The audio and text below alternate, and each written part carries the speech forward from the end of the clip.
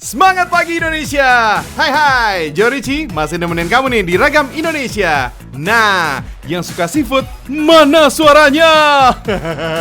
Oke, nah kali ini ya kita mau ngebahas gonggong nih. Wait, bukan itu ya. Bukan hewan peliharaan yang suka menggonggong, bukan. Tapi siput gonggong. Ini ada contekannya nih. Terdapat di perairan Indonesia seperti Kepulauan Riau, Bangka Belitung, dan juga wilayah Indonesia Timur. Wuhuu, sangat beragam Indonesia.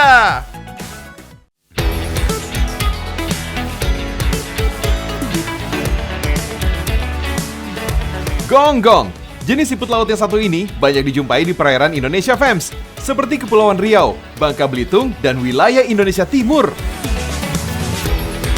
Gak heran ya fams, landmark kota Gurindam 12 melambangkan siput gonggong sebagai kebanggaan masyarakat Kepulauan Riau.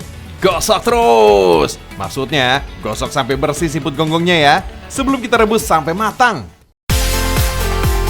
Butuh waktu sekitar 30-45 menit untuk merebus gonggong ini. Gak cuma matang, proses perebusan juga bisa bikin bakteri jahat pada tubuh siput gonggong musnah. Karena hidup di dua tempat, seperti lumpur dan pasir, membuat siput gonggong ini ukurannya berbeda. Siput gonggong yang hidup di lumpur punya ukuran cangkang dan daging lebih besar dibandingkan siput gonggong yang hidup di pasir. Siput gonggong punya tekstur yang super kenyal dan daging yang kasar. Lanjut, bikin adonan kerupuknya. Produksi kerupuk gonggong ini dibuat dalam skala massal. So, gak boleh asal campur aja ya. Ngomong-ngomong nih, kerupuk nggak taunya udah tercatat dalam naskah Jawa kuno sebelum abad ke-10 Masehi. Saat itu, panganan renyah sudah dikonsumsi sebagai makanan pendamping masyarakat kuno. Kalian harus tahu nih, kerupuk yang paling tua dan sudah lama dikonsumsi adalah rambak, fams. Kemudian disusul dengan munculnya kerupuk aci karena banyaknya singkong di tanah Jawa pada abad ke-19.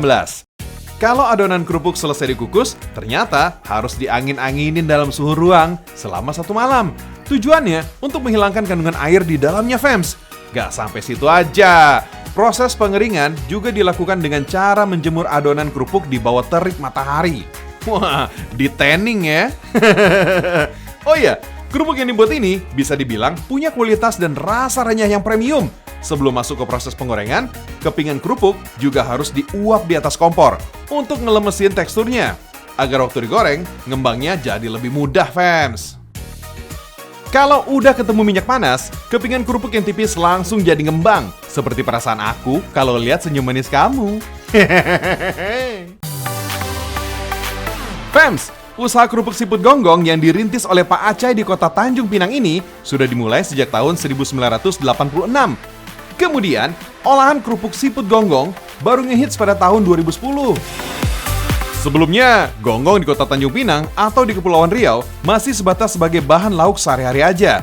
Melihat peluang emas usaha kerupuk gonggong, akhirnya camilan yang satu ini sekarang jadi salah satu ikon kuliner di Provinsi Kepulauan Riau. Mantul!